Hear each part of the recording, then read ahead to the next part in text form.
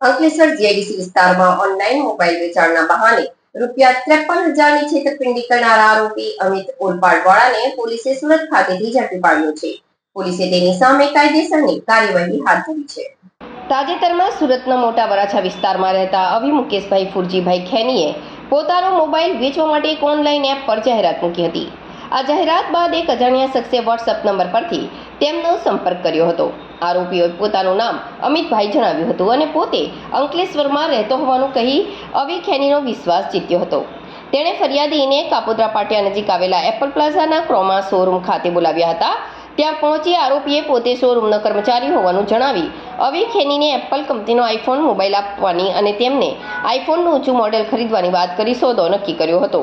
Bill બનાવવાનું કહી આરોપીએ ફરિયાદી પાસેથી ગૂગલ પે મારફતે 53,000 ટ્રાન્સફર કરાવી લીધા હતા અને ત્યારબાદ સ્થળ પરથી ફરાર થઈ ગયો હતો. પોતે છેતરાયા હોવાનું જાણ થતાં અભિ ખેનીએ અંકલેશ્વર જીઆઈડીસી પોલીસ સ્ટેશનમાં ફરિયાદ નોંધાવી હતી.